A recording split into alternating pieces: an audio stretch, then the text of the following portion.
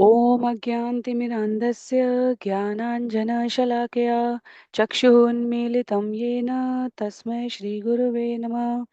जय श्री कृष्ण चैतन्य प्रभो नित्यानंद श्री अद्वैत गदाधर श्रीवासादि गौर भक्तवृंद। हरे कृष्ण कृष्ण कृष्ण हरे हरे, हरे राम राम राम हरे हरे, हरे कृष्ण कृष्ण कृष्ण हरे हरे, हरे राम राम राम हरे हरे, हरे कृष्णा कृष्णा कृष्णा हरे हरे, हरे राम राम राम हरे हरे। हरे कृष्णा। सभी भक्तों को सादर प्रणाम। चैतन्य चरितामृत सत्र 137 137 में सभी भक्तों का स्वागत है। हम सभी यहाँ पर कृष्णदास कविराज गोस्वामी द्वारा लिखित एवं भक्ति वेदांत स्वामी श्रील प्रभुपाद द्वारा तात्पर्य सहित विवेचित चैतन्य चरितामृत पुस्तक को श्रवण कर रहे हैं, जिसके 3 भाग हैं, आदि लीला, मध्य लीला और अंत्य लीला। हम सभी मध्य लीला अध्याय संख्या 24 के, जिसमें 355 छंद हैं और आत्माराम श्लोक की 61 व्याख्याएं प्रस्तुत की गई हैं, उसके 9वें भाग में श्रवण कर रहे हैं। आज के सत्र में छंद संख्या 288 से 228 से 283 तक का भाग हम सभी श्रवण करने का प्रयास करेंगे, जहां मृगारी की कथा का उल्लेख है, जिसमें साधु संघ का जीवन में क्या महत्व है, इसकी व्याख्या है। तो इसके पूर्व यदि हम देखें तो श्रीमद् भागवतम के प्रसिद्धतम श्लोक आत्मारामश्च पर एक एक शब्द की विस्तृत व्याख्या चैतन्य महाप्रभु द्वारा सनातन गोस्वामी जी के माध्यम से प्राणी मात्र को सूचित की जा रही है, और कृष्णदास कविराज गोस्वामी विभिन्न स्थानों से शास्त्रों से संदर्भ सहित इसे प्रस्तुत कर रहे हैं। तो छंद संख्या 228 से हम सभी मृगारी की कथा को श्रवण करेंगे। अपने बहुत ही संक्षिप्त पुनरावृत्ति और स्मरण के लिए हमें ब्रह्म, परमात्मा और भगवान, इन 3 स्वरूपों में भगवान के विस्तार को समझाने वाली इन व्याख्याओं में प्राणी किस प्रकार संबंध पूर्वक,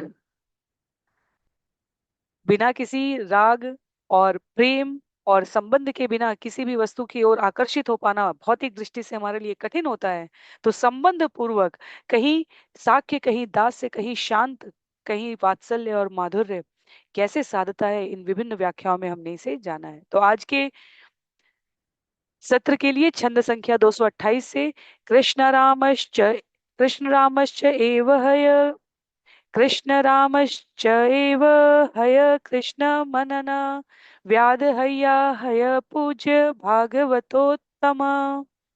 कहते हैं यहाँ पर कृष्ण रामश्च शब्द उसका सूचक है जो कृष्ण के चिंतन में आनंद पाता है। भले ही ऐसा व्यक्ति शिकारी क्यों ना हो, फिर भी वह पूजनीय है और भक्तों में श्रेष्ठ है। तो यहाँ भूमिका स्थापित कर रहे हैं उदाहरण सहित बतलाने के लिए, जो कृष्ण के चिंतन में आनंद पाता है। क्योंकि चर्चा पिछले सत्र की यदि हम स्मरण करें तो ये कहा जा रहा है, कृष्ण के संग से, उनके स्पर्श से, उनके स्मरण से, गोपियों के माध्यम से, कृष्ण बलराम के संवाद के माध्यम से कृष्णदास कविराज गोस्वामी प्रस्तुत कर रहे हैं, ऐसा चर या अचर में कोई तत्व नहीं है जो आनंदित ना हो जाए। हमने वृक्ष, पशु, पक्षी, नदी, पर्वत, ब्रज की रज को, और मनुष्यों की, देवताओं की, ऋषियों की तो बात ही क्या है, सबको कृष्ण प्रेम में आनंदित होते हुए जाना है।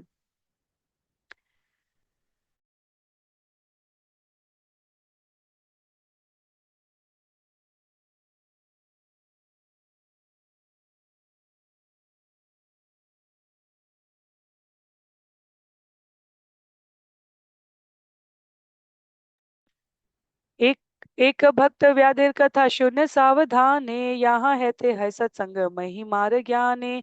अब मैं एक कथा सुनाऊंगा कि एक शिकारी किस तरह नारद मुनि जैसे महापुरुष की संगति से महान भक्त बना। इस कथा से शुद्ध भक्त की संगति की महानता को समझा जा सकता है। भौतिक जगत में भी किसी कार्य में श्रेष्ठता प्राप्त करने के लिए हमें संग चाहिए।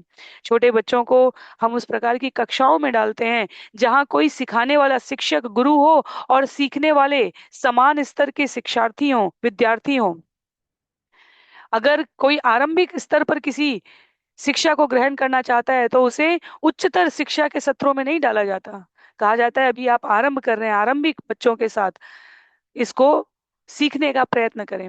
इसी प्रकार भक्ति का क्रम भी उसी स्तर पर, जब आप कनिष्ठ मध्यम और उत्तम भक्तों की बात करते हैं, जब अपने आप को उस श्रेणी में पहुंचने की या उस श्रेणी के भक्तों को समझने की बात करते हैं, दोनों बहुत महत्व की है। हम अपनी यात्रा में आगे बढ़ें, चाहे भौतिक जगत में चाहे आध्यात्मिक महत्व यात्रा में, ये बहुत महत्व की बात है। पर जो उसमें बढ़े हुए हैं उनको समझना, उनको पहचानना, उनको सम्मान देना यथोचित, यह भी हमारी प्रगति में सहायक होता है। तो कैसे शुद्ध भक्त की संगति किसी को भी महान बना सकती है, भगवत भक्ति की ओर प्रेरित कर सकती है, ये यहाँ पर अब इस मृगारी की कथा के उदाहरण में। एक दिन श्री नारद देखी नारायण त्रिवेणी स्नाने प्रयाग करी आगमन। एक बार महान संत नारद मुनि भगवान नारायण से वैकुंठ में भेंट करने के बाद गंगा यमुना तथा सरस्वती इन तीन नदियों के संगम में स्नान करने प्रयाग गए। एक पंक्ति में सुन लेने पर हम इस छंद की विशिष्टता को शायद अनुभव न कर पाए, इसलिए संग में समझने का प्रयास करते हैं। नारद मुनि उस प्रकार के अंतरिक्ष यात्री हैं कि वैकुंठ में एक क्षण पहले भगवान नारायण से भेंट कर रहे हैं और दूसरे ही क्षण प्रयाग पहुंच गए हैं, गंगा यमुना सरस्वती इन नदियों के संगम में स्नान करने के लिए। ये तो दिव्यता है नारद मुनि के चरित्र की। आध्यात्मिक जगत के ज्ञान को भौतिक जगत में प्रवेश कराने वाले हैं नारद मुनि। हरिनाम इस भौतिक जगत का है ही नहीं, हरिनाम आध्यात्मिक जगत का है। और आचार्य कहते हैं यहाँ पर वैकुंठ में नारायण का दर्शन करते हैं और तुरंत भौतिक जगत में आकर तीन नदियों के संगम पर स्नान कर रहे हैं। तो इस प्रकार नारद मुनि का शरीर भौतिक कहा ही नहीं जा सकता।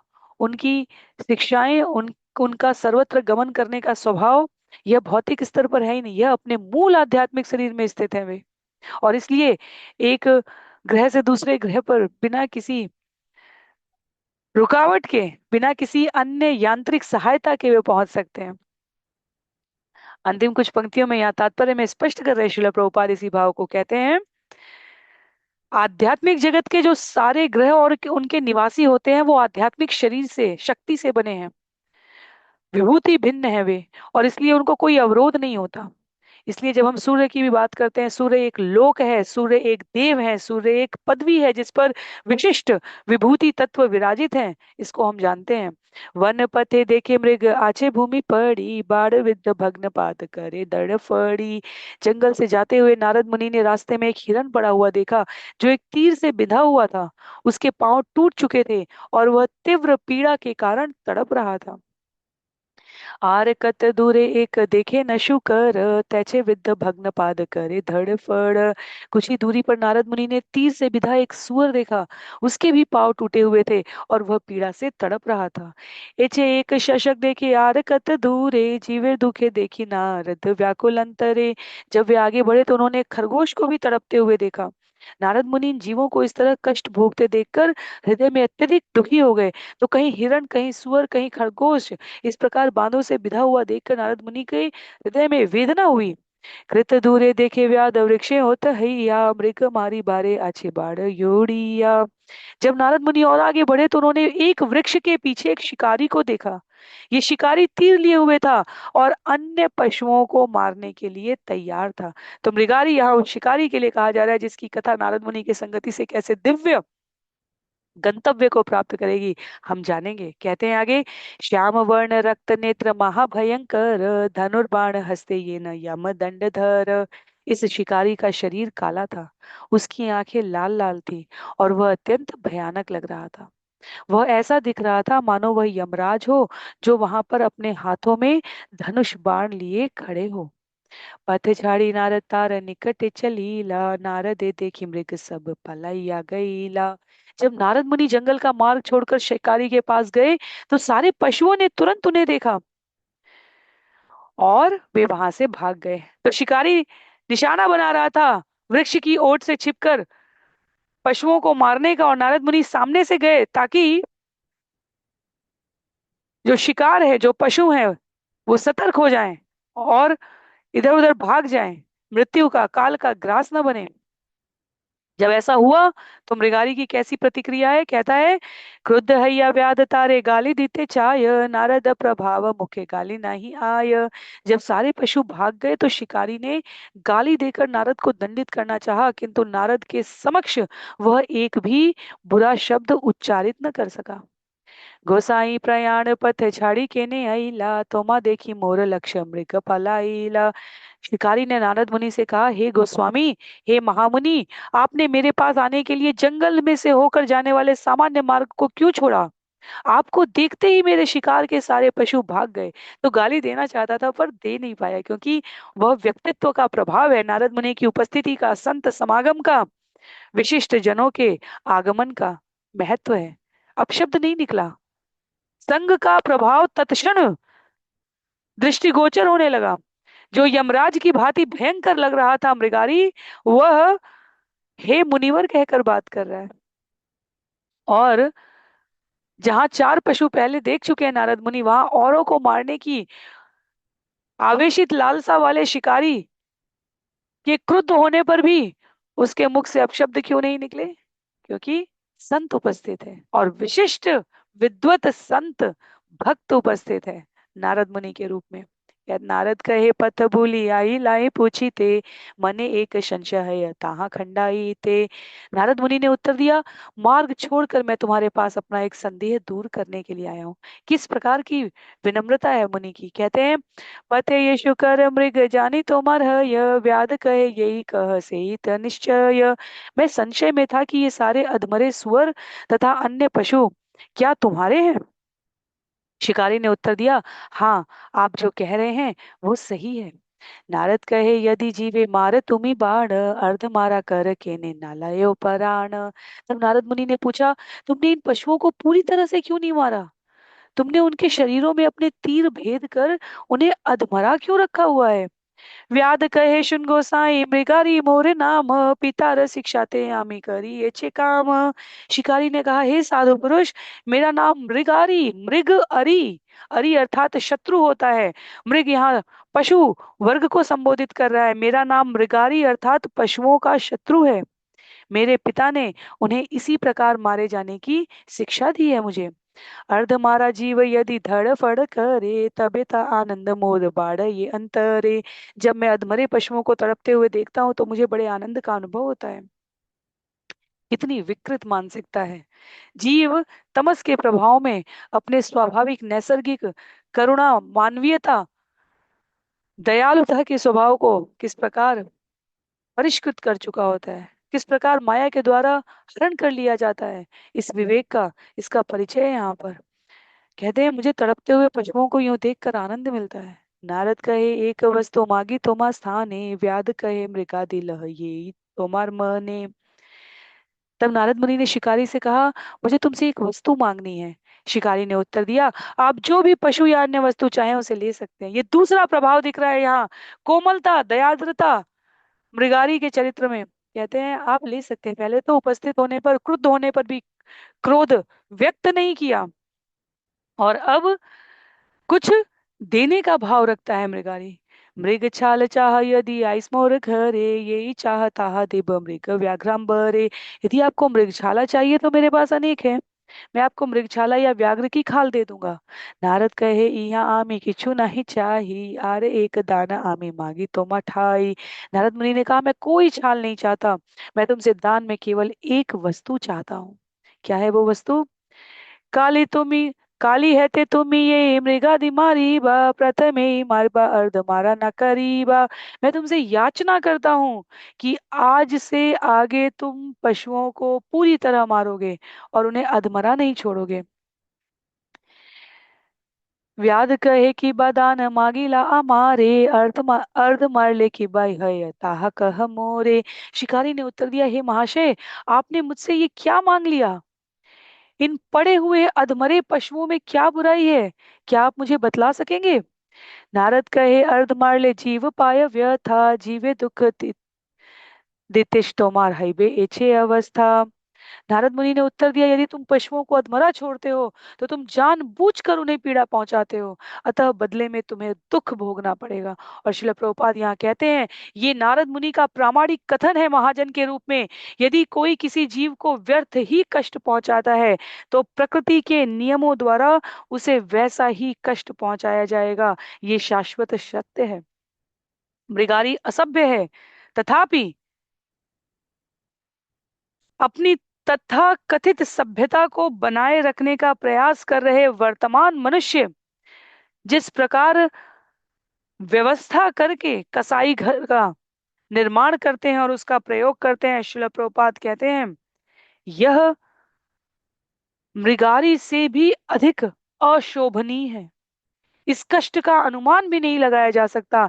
जो सभ्य व्यक्ति अपने आप को शिक्षित कहते हैं, तथाकथित मानव सभ्यता के विकसित होने के दंभ भरते हैं, उन्हें इसका अनुमान भी नहीं है कि वह अपने आप को कितने कठिन दंड के, प्रकृति के नियमानुसार जीवन के किस घोर रौरव नरक का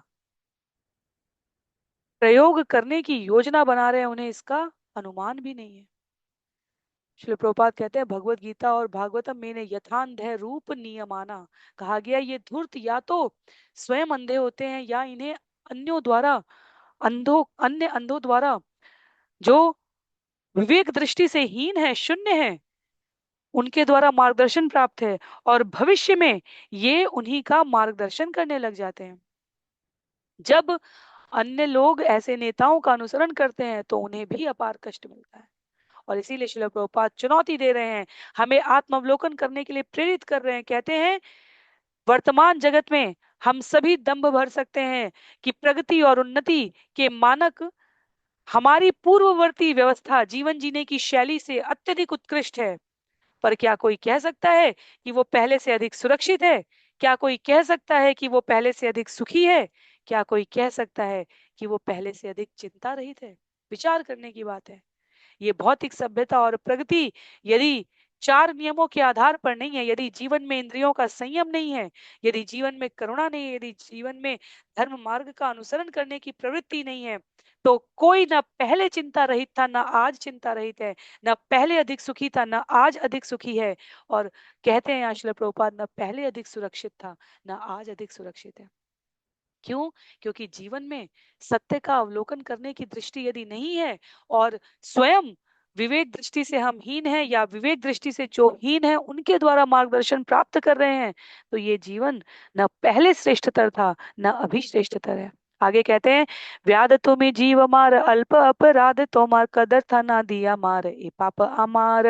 नारद मुनि ने आगे कहा, हे शिकारी, तुम्हारा कार्य पशुओं का वध करना है, यह तो तुम्हारा अल्प अपराध हुआ, किंतु जब तुम उन्हें जानबूझकर अधमरा छोड़कर व्यर्थ तड़पाते हो तो तुम बहुत भारी पाप करते हो। और देखा जाए तो वर्तमान कसाई घरों में यही किया जा रहा है। लिखते हैं यहाँ पर श्रील प्रभुपाद की, वैदिक सभ्यता में जब मांसाहारियों को देवी काली या अन्य किसी ऐसे देवता के लिए पशुवध करने का उपदेश दिया गया तो वह व्यर्थ पीड़ा पहुंचाने के लिए नहीं दिया गया। वर्तमान कसाई घर में उन्हें नियंत्रित व्यवस्थित तरीके से अनेक पीड़ाओं के स्तर से गुजारने के पश्चात वध किया जा रहा है। और एक उदाहरण देते हुए कहते हैं शिल प्रभुपाद यहाँ कि पूर्ववर्ती समय में जब वह, और बहुत कठिन नियम थे, कृष्ण पक्ष की रात में गला काटने की संस्तुति करते हुए पशु की पीड़ा ध्वनि किसी को सुनाई न दे, माह में केवल एक बार अनुमति दी गई, और स्पष्ट कहा गया कि जो ऐसा करता है उस पशु के हत्यारे को अगले जीवन में ऐसा ही कष्ट भोगना पड़ता है। वर्तमान समय में सभ्य व्यक्ति किसी धार्मिक उत्सव अनुष्ठान में मूर्ति के समक्ष पशुओं की बलि देने के लिए नहीं उन्हें मार रहे हैं, अपितु अपने जीभ के स्वाद के लिए हजारों पशुओं का नित्य व्यर्थ वध कर रहे हैं। और इसलिए श्रील प्रभुपाद कहते हैं, संपूर्ण जगत नाना प्रकार से पीड़ित है। इसलिए हम ये झूठा दंभ नहीं भर सकते कि हमारी वर्तमान तकनीकी प्रगति हमें किसी भी प्रकार पहले से अधिक सुरक्षित कर रही है, पहले से अधिक सुखी कर रही है, या पहले से अधिक चिंता रहित कर रही है। तो नारद मुनि कहते हैं, मृगारी के रूप में तुम्हारा कार्य है यदि पशुवध करना तो उन्हें एक बार में मारो। इस प्रकार उन्हें अधमरा तड़पता हुआ नहीं छोड़ सकते। ये जघन्य अपराध है। यह असंतुलित मस्तिष्क की अत्यंत विभत्स कीड़ा कीड़ा है जो जीवों को पीड़ा दे रही है, और प्रकृति के नियम के अनुसार जो ऐसा कर रहा है उसे स्वयं भी पीड़ा भोगनी पड़ेगी। कदर थी या तुम्ही यत मारे लाजीवे रे तारा तैचे तो मात मारे बे जन्म जन्मांतरे। नारद मुनि ने कहा, तुमने जिन पशुओं को मारा है और व्यर्थ ही जिन्हें पीड़ा पहुंचाई है, वे सब एक एक करके अगले कई जन्मों में तुम्हें मारते रहेंगे। ये प्रकृति का नियम है। महान संत नारद मुनि का शिल प्रभुपाद कहते हैं प्रामाणिक कथन है। जो पशुओं का वध कर रहे हैं और उन्हें व्यर्थ पीड़ा दे रहे हैं, और पशुओं का वध ही नहीं, अपितु हमारे आचार्य तो कहते हैं हम अपनी वाणी से भी यदि अन्य मनुष्यों को काट रहे हैं, जीभ कहा गया है सबसे तीव्र हथियार है जो अन्यों को व्यर्थ पीड़ा पहुंचा सकता है। श्रील प्रभुपाद कहते हैं ऐसे अपराध से किसी को क्षमा नहीं मिलती, किसी भी व्यक्ति को क्षमा नहीं मिलती। और केवल सनातन संस्कृति सभ्यता की बात नहीं की जा रही है, अलग अलग विश्व की सभ्यता के जो मतावलंबी है, कहते हैं श्रील प्रभुपाद जूडियो क्रिश्चियन शास्त्र में कहा गया तुम हत्या मत करो। इसके बाद भी कई लोग धर्म के ध्वजा को हाथ में थाम कर अपनी इंद्रिय तृप्ति की पूर्ति के लिए कहते हैं पशुओं के वध के लिए मनाही नहीं की गई है। और श्रील प्रभुपाद कहते हैं ये मानव समाज इस तरह की विडंबना और दिखावे के कारण असीम कष्टों को भोगने वाला है। महान युद्ध छिड़ते रहते हैं, झुंड के झुंड युद्ध स्थल में एक दूसरे का वध करते रहते हैं, और अब तो परमाणु बम के आविष्कार से बड़े पैमाने पर विनाश के उपयोग की प्रतीक्षा की जा रही है। जन्म जन्मांतर जीव अपने आप को विभिन्न योनियों में रखकर इस विनाश के लिए तैयारी कर रहा है। श्रील प्रभुपाद कहते हैं यदि हम इन सब से अपने आप को बंधन मुक्त करना चाहते हैं तो हमें कृष्ण भावनामृत का आश्रय ग्रहण करना होगा, पाप कर्म बंद करना होगा। चार नियम जो अंतर्राष्ट्रीय कृष्ण भावनामृत संघ का पालन करने वाले, उनसे जुड़ने वाले जीव साधक नियमित रूप से करते हैं, वह मांसाहार से मुक्ति है, अवैध संबंध स्त्री पुरुष संग से मुक्ति है, नशे और जुए की प्रवृत्ति छोड़ने की प्रार्थना की जाती है। और जब इन पाप कृत्यों का जीव परित्याग कर देता है तब वह कृष्ण की संगति में आने की अपनी अर्हता योग्यता को आरंभ करता है। पाप कृत्य करने का विचार छोड़ना और उसमें प्रत्यक्ष रूप से भाग न लेना दोनों आवश्यक है। और शनय शनय चेतो दर्पण मार्जनम, साथ साथ हमें हरिनाम जप के साथ अपने आप को संलग्न करना होता है ताकि भावी पाप कर्म की प्रवृत्ति हमारे भीतर विकसित ना हो। नारद संगे व्याधिर मन पर सन्न हईला, तार वाक्य सुनी मने भय उपजीला। इस तरह नारद मुनि की संगति से वह शिकारी अपने पाप कृत्यों को थोड़ा बहुत स्वीकार करने लगा और वह अपने अपराधों के कारण कुछ भयभीत हो उठा। तो नारद मुनि की उपस्थिति का यहाँ क्या साक्षात प्रमाण है? पहले उनके आते ही शिकारी के मुख से अपशब्द निकलने वाले हैं पर वह उच्चारित न कर सका। दूसरा, वह क्रुद्ध होने वाला है पर उसने स्वयं को संयमित कर लिया। तीसरा, नारद मुनि के द्वारा अपने मुख से सत्य का वाचन उद्धृत करते ही शिकारी को अपने पाप कृत्य के लिए कुछ भय उत्पन्न हो गया, जिसको अभी कुछ क्षण पहले कृष्णदास कविराज गोस्वामी ने कहा कि वह साक्षात यमराज की प्रतिमूर्ति काल का प्रतिरूप लग रहा था, वह अब अपने अपराधों के कारण भयभीत लग रहा है। वह अपने पाप कृत्यों को धीरे धीरे स्वीकार रहा है। और श्रील प्रभुपाद यहाँ तात्पर्य में कहते हैं हम सबके पास अवसर है, संत की संगति हम प्राप्त करने की अर्हता योग्यता अपने जीवन में उत्सुकता प्रयास विश्वास भगवान के नाम में निवेशित करने से प्राप्त कर सकते हैं। कहते हैं हरे कृष्ण महामंत्र का जप करने से मनुष्य सभी प्रकार के कल्मशों से विशेषतया पशु हत्या से उत्पन्न कलुष से छूट सकता है। भगवान कहते हैं भगवत गीता में आश्वस्त करते हैं अध्याय 18 श्लोक संख्या 66 में, सर्वधर्मान परित्यज्य मामेकम शरणं व्रज अहम त्वाम सर्व पापेभ्यो मोक्षयिष्यामि मा शुच। सारे धर्म को छोड़कर, धर्म भगवान की शरणागत होने के लिए बनाए गए हैं।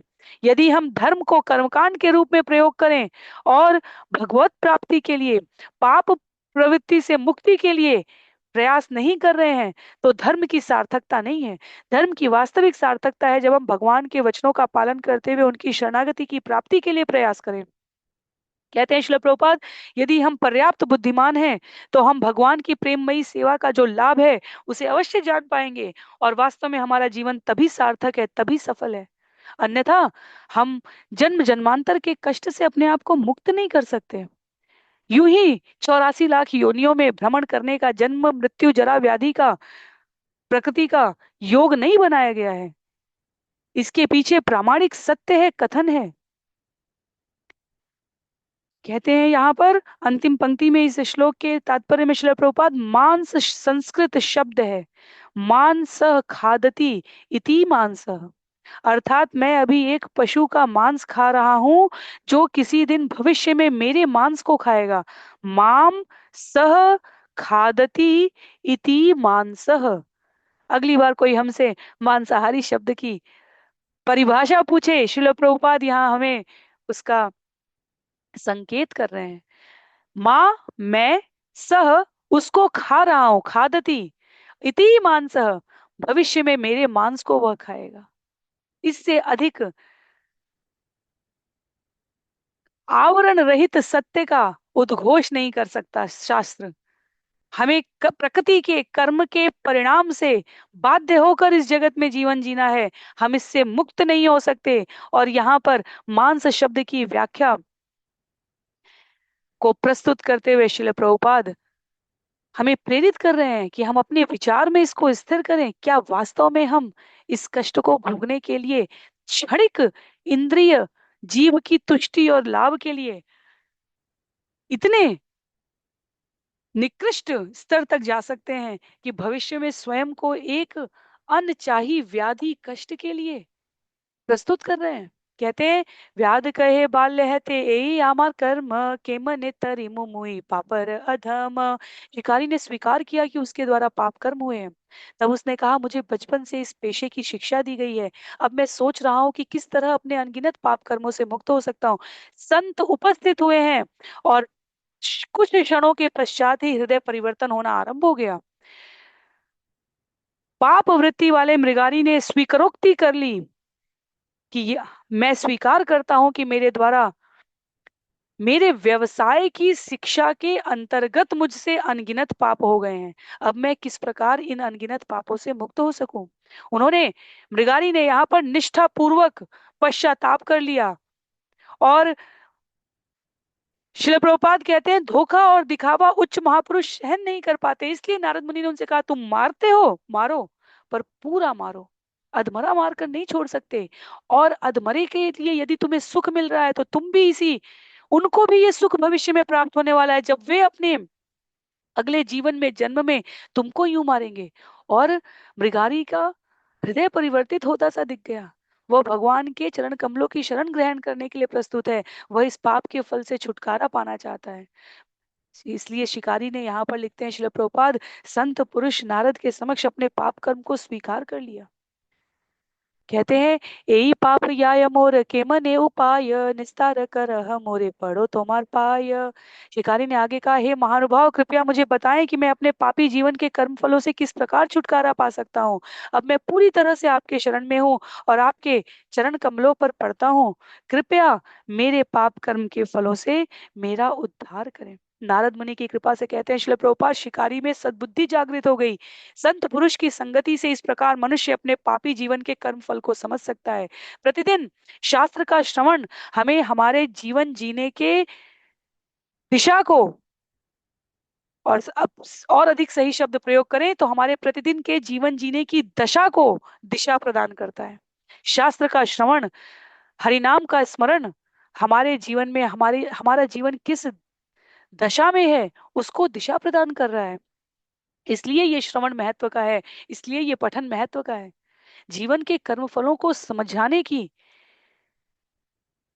सामर्थ है संत पुरुष की संगति में। इसलिए संत पुरुष के संग के महत्व के बारे में हम श्रवण कर रहे हैं। यहाँ पर छंद संख्या 228 से 283 तक का यह विषय, यदि हम विषय सूची में पुनः जाएं तो हम देख रहे हैं मृगारी की कथा तो ऊपर का भाव है, पर वास्तव में यह साधु संग का हमें महत्व बता रहा है। हमारा कर्मफल हमें किस प्रकार भावी गति की ओर प्रेरित कर रहा है। संत की संगति में मृगारी को यह समझ में आया, उसके उदाहरण से हम सभी समझ पाए। इसलिए आगे अब मार्ग निर्देशन करेंगे। भगवत गीता में कृष्ण के समक्ष जब अर्जुन कहते हैं, अध्याय संख्या 2 श्लोक संख्या 7 में, कि मेरा मार्गदर्शन करें, तब भगवान मित्र से पूर्ण पुरुषोत्तम भगवान की स्थिति को स्वीकार करते हैं, गुरु की, कृष्णम वंदे जगत गुरुम का अपना स्वरूप प्रकट कर रहे हैं। जब तक अर्जुन ने कहा नहीं, तब तक भगवान मित्र बनकर, सखा बनकर, संबंधी बनकर व्यवहार कर रहे थे। और जब कहते हैं मेरा मार्गदर्शन करो कृष्ण से अर्जुन, तब भगवान अपने रूप में आते हैं। नारद मुनि के समक्ष मृगारी कह रहा है यहाँ पर कि मुझे अब मार्ग बताएं। नारद कहे यदि धर आमार वचन, तबे से करीते पारी तोमार मोचन। नारद मुनि ने शिकारी को आश्वस्त किया, यदि तुम मेरे उपदेशों को सुनोगे तो मैं तुम्हारी मुक्ति का उपाय ढूंढ निकालूंगा। तो ये संत की संगति का परिणाम है, ये विधि है। यदि कोई, लिखते हैं यहाँ शिल प्रभुपाद, नारद मुनि के उपदेशों का पालन करता है तो वह मुक्त हो जाता है, सारे पाप कर्मों के फल से मुक्त हो जाता है। यह सफलता का रहस्य है। गुरु और कृष्ण के वचनों पर अटल विश्वास करके, इसीलिए कहता है शास्त्र के वचन को गुरु के मार्गदर्शन में भक्तों के संग हमें अभ्यास करना होता है विश्वास पूर्वक, तो जीवन में दिव्यता उत्पन्न हो जाती है। हम अपने पूर्ववर्ती और इस प्रयासरत जीवन के अंतर को समझ पाते हैं। प्रकृति का रहस्य, भगवान की कृपा, भगवान के दिव्य गुणों का उद्घाटन हमारे हृदय में प्रस्तुत होने लग जाता है। कहते हैं व्याध कहे यही कह से तकरीब, नारद कहे धनुक भांग तबे से कहीब। तब शिकारी ने कहा हे मान्यवर, आप जो कहते हैं वही मैं करूंगा। नारद ने उन्हें तुरंत आदेश दिया, पहले तुम अपना धनुष तोड़ डालो, तब मैं तुम्हें बतलाऊंगा कि तुम्हें क्या करना है। कुछ क्षण पहले नारद मुनि ने कहा मैं तुमसे मांगूंगा, और मांगने में कहा कि पूरा मारो। और विनम्रता, इसलिए हमें अपनी पात्रता अर्जित करनी होती है संत पुरुष का सानिध्य प्राप्त करने के लिए, उनके संग का लाभ प्राप्त करने के लिए। कुछ क्षण पहले नारद मुनि मांगने की स्थिति में थे, और शिकारी कहता है, मृगारी कहता है क्या चाहिए, जो चाहिए वो मांग लो, मृगशाला चाहिए, बहुत है मेरे पास। और अब नारद मुनि जब समझ गए कि अब पात्रता आ गई, हृदय में कोमलता आ गई, तो आदेश दे रहे हैं, शब्द प्रयोग हुआ है, आदेश दे रहे हैं नारद मुनि, धनुष तोड़ दो तब मैं बताता हूँ। क्योंकि अब स्वीकार्यता है जो सीख रहे हैं, इसीलिए पहले कहा गया है, पहले कनेक्शन बनाना होता है, तब करेक्शन करना होता है। साधु संत, अभिभावक, गुरु पहले अपने पर आश्रित व्यक्ति का, पहले हृदय परिवर्तन करने के लिए, कोमलता जागृत करने के लिए, जब हृदय में कोमलता आती है तब स्वीकारोक्ति आती है। तो पहले कनेक्शन बनाया, फिर करेक्शन किया, पहले उन्हें उनकी वास्तविक स्थिति से अवगत कराया, परिणामों के प्रति सतर्क किया, और तब मृगारी को अब आदेश दे रहे हैं। व्याध कहे धनुक भंगले वर्ती बके मने, नारद कहे आमी अन्न दिबा प्रतिदीने। शिकारी ने उत्तर दिया यदि मैं अपना धनुष तोड़ दूंगा तो फिर मैं अपना भरण पोषण कैसे करूंगा। नारद मुनि ने उत्तर दिया चिंता मत करो, मैं तुम्हें प्रतिदिन भोजन दिया करूंगा। और हम सभी अभी प्रतिदिन सुबह और शाम के सत्र में, जहाँ हरे कृष्ण चुनौती पुस्तक में श्रील प्रभुपाद की विभिन्न स्थानों पर विभिन्न व्यक्तियों के संग विभिन्न विषयों पर वार्ता है, वहां मांसाहार के बारे में श्रवण करते हैं अध्याय 21-22 में।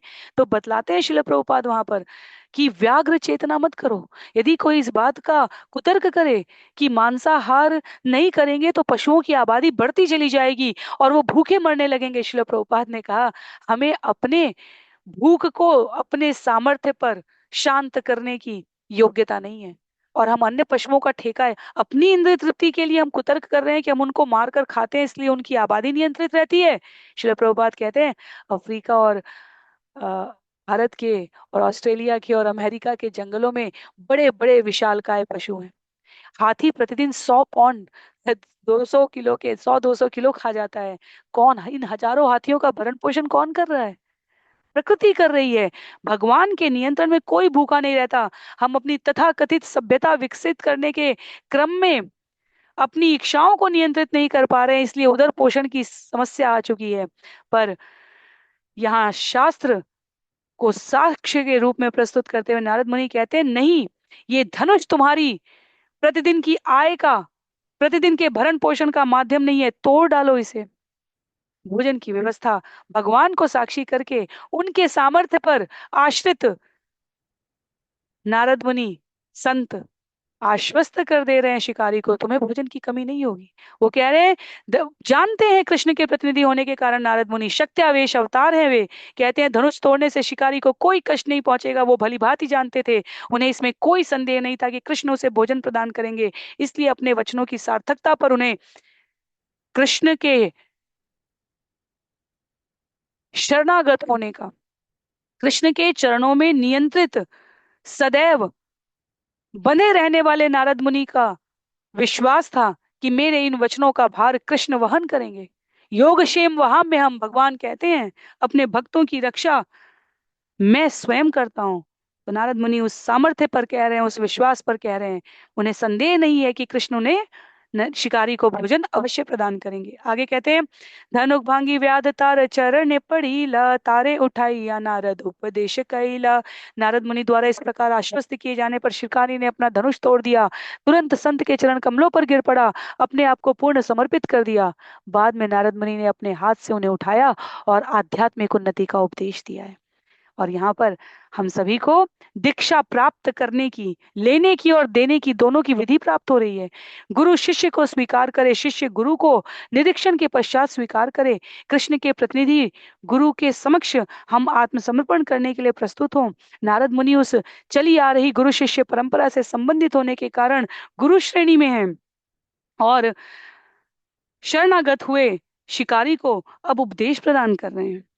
घरे गिरा घरे गिया ब्राह्मण देह यत आछे धन एक एक वस्त्र परि बाहिर हयो दुई जन। नारद मुनि ने शिकारी को उपदेश दिया, तुम घर लौट जाओ और तुम्हारे पास जितना धन है उसे उन शुद्ध ब्राह्मणों में बांट दो जो परम सत्य को जानने वाले हैं। ब्राह्मणों को अपना धन बांटने के बाद तुम तथा तुम्हारी पत्नी दोनों ही अपने पहनने के लिए एक एक वस्त्र लेकर गृह त्याग कर दो। यहाँ नारद मुनि शिकारी को उपदेश दे रहे हैं। इस कलयुग में हमने हरिदास ठाकुर को उनकी शरणागत हुई, उन्हें चरित्र हनन करने के प्रयास में आई हुई, भेजी गई उस स्त्री को शिक्षा देते हुए हमने देखा है। 3 अध्याय बाद हम सभी श्रवण करेंगे हरिदास ठाकुर का चरित्र। हरिदास ठाकुर नामाचार्य कहे गए हैं इस कलयुग के। नारद मुनि यहाँ मृगारी को उपदेश दे रहे। हरिदास ठाकुर अपने व्यवहार से, अपने आचरण से, अपने उपस्थित होने मात्र से आसपास उपस्थित जीवों को संकेत कर रहे हैं। उत्तम वैष्णव उसे कहा जाता है जिसकी उपस्थिति मात्र से अन्यों में हरिनाम जप करने की प्रेरणा आ जाए। नारद मुनि उस श्रेणी में आते हैं, हरिदास ठाकुर उस श्रेणी में आते हैं। कहते हैं यहाँ पर एक एक वस्त्र लेकर गृह त्याग करो। कृष्ण भावनामृत आंदोलन में अपने आप को संलग्न करना चाहते हो तब अन्य सभी सेवा भाव से अपने आप को मुक्त कर, अन्य सभी प्रकार के सेवा लेने के भाव से स्वयं को मुक्त करो और सेवा देने के भाव में स्वयं को परिवर्तित करो। कहते हैं आगे छंद संख्या 260 से हम सभी अगले सत्र में श्रवण करने का प्रयास करेंगे। बहुत सुंदर ये कथा है जो हमें प्रेरित करती है, जो हमें स्थिर होने के लिए मार्गदर्शन देती है भक्ति में, जो हमें प्रमाण देती है कि इस भक्ति में स्थिर होने का क्या परिणाम होता है। तो इस परिमाण को हम परिणाम के रूप में अपने जीवन में धारण कर सकें, इस पर चिंतन करने का प्रयत्न करें। अपने सभी संबंधित शुभेच्छुओं को, जिनके प्रति हम किसी भी प्रकार की शुभता चाहते हैं, उनको ये आज के सत्र की सूचना अवश्य देने का प्रयास करें। श्रील प्रभुपाद ने अपना हृदय उड़ेल कर रखा है ये बतलाने के लिए कि मांसाहार हमारे जीवन में क्यों त्यक्त होना चाहिए। और मृगारी की कथा, नारद मुनि के इस संवाद से श्रेयस्कर सरलतम कोई मार्ग नहीं है। तो हम सभी जिनका हम सर्वाधिक शुभ चाहते हो, भला चाहते हो इस जगत में, उनको इस सत्र की ये सूचना दे पाए। इन यदि उनकी स्वाध्याय में रुचि हो तो उनको स्वयं पढ़ने के लिए इसे प्रेरित करें, और यदि समय का अभाव है, संसाधन की इतनी उपलब्धता नहीं हो, तो कम से कम श्रवण तो अवश्य करने के लिए प्रेरित करें। ये सत्र बहुत महत्व का है हमें ये बतलाने के लिए, समझाने के लिए, स्मरण कराने के लिए कि हमारे कर्म फल के परिणाम से हम कभी नहीं बच सकते। केवल भगवत भक्ति में संलग्न होने से हमारे कर्म फल के परिणाम जल जाते हैं। क्यों? क्योंकि तब हम आगे पाप कर्मों में प्रवृत्त ना हो, इसके लिए निरंतर प्रयत्नशील रहते हैं। अन्यथा और कोई विधि नहीं है जन्म जन्मांतर के प्रारब्ध से संचित कर्म फल से मुक्ति प्राप्त करने के लिए। तो आज के लिए हम लोग सत्र को यहीं पर विराम देंगे। अगले सत्र में हम सभी छंद संख्या 260 से मृगारी की कथा के अंतिम भाग को श्रवण करते हुए इस सत्र में, इस अध्याय में आगे बढ़ेंगे। सभी को बहुत बहुत आभार। श्री चैतन्य चरितामृत की जय, श्री कृष्णदास कविराज गोस्वामी जी की जय, श्रील प्रभुपाद की जय, श्रील गुरुदेव की जय, अनंत कोटि वैष्णव वृंद की जय, नामाचार्य श्री हरिदास ठाकुर की जय। हरे कृष्ण।